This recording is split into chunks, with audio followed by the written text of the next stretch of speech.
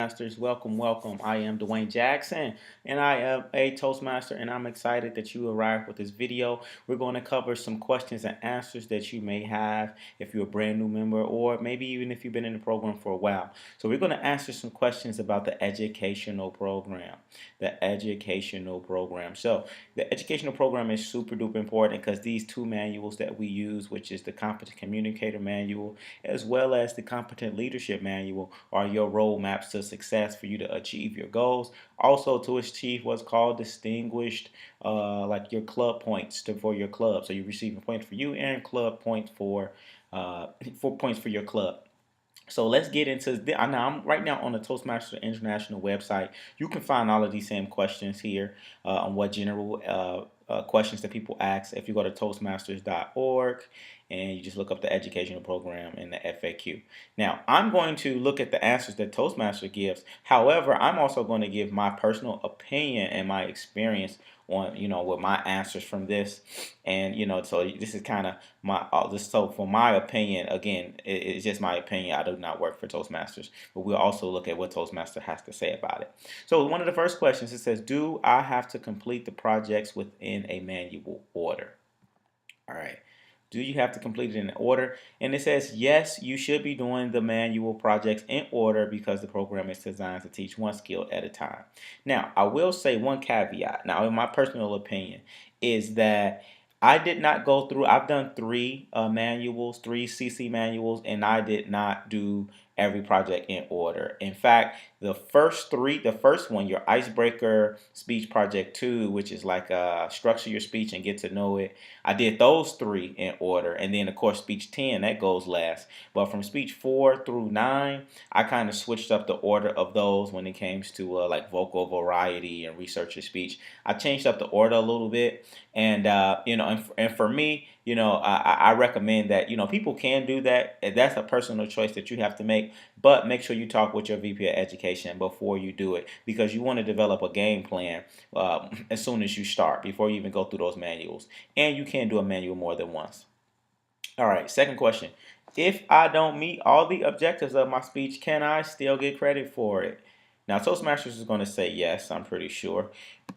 Yep. Okay. So it's not a pass or fail program. So you can still get credit even though you did not meet the objectives of the speech. Now, I'm going to tell you my personal opinion is that I do believe, though, that if you did not meet the obvious, so for example, if your objective was to research your speech and you didn't do any research at all and it was obvious, you didn't give any statistics, you did not give any references, any sources on where you got the information, and you're just telling a story about, your life, and it's not research. So I personally think that you should redo that speech. I personally believe so. You should still have someone write and give you an evaluation, get a written evaluation, but I would say redo that speech because you're going to get from Toastmasters what you give and what you put into it. Can I give speeches outside of my club for credit? Yes, you are allowed to do up to 2 speeches per manual outside the club, and they said you want to get permission from your VP of education and contact the clubs. So I'm going to say I think you should speak outside of your club as much as possible. If you're kind of confident and you really want to grow fast, I would say because you want to network with people and people are going to give you different feedback. So your club, they might give you a certain type, they might be looking at you a certain way, but different clubs and different environments is going to force you to learn and grow quicker, and as well as your evaluations might be different because some people are going to evaluate and they might not give you good evaluations. Honestly, the evaluations might just be kind of soft and not really giving you constructive positive feedback. In other clubs they might give you better feedback, and I say that because me as a person who I consider myself to be an advanced speaker because I already had speaking experience coming in. I really wanted that real deal feedback that was going to make me better. So you can find that by going to other clubs. What are the limitations on speech topics? None really. I don't think there are any limitations. You can pretty much talk as long as you meet the time constraints. You can talk about whatever you want to. But please, members often hear through the grapevine that speeches concerning politics, sex, and religions are forbidden. And now I want to speak on this really quick. It says, I would recommend in terms of choosing your speech topics.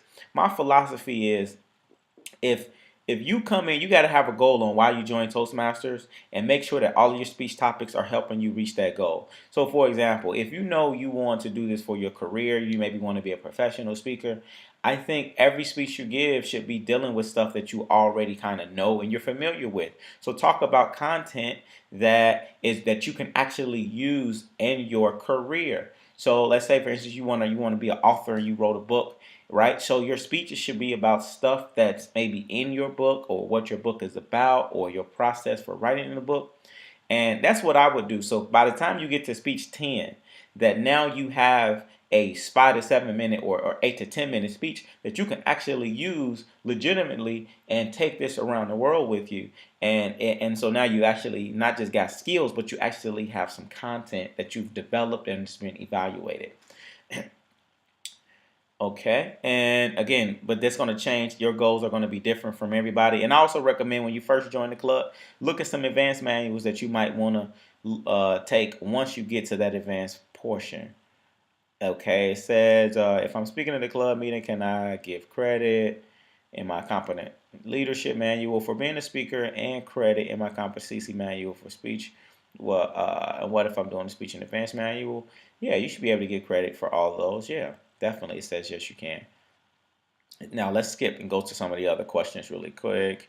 Oh, it says, do I need to have both written and verbal? Yes, you should have both.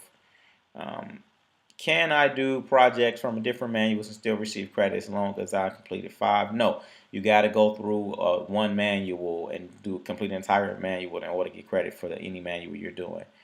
How do I apply for this education award online? You're going to have an officer go to Club Central and do that, and they'll submit that.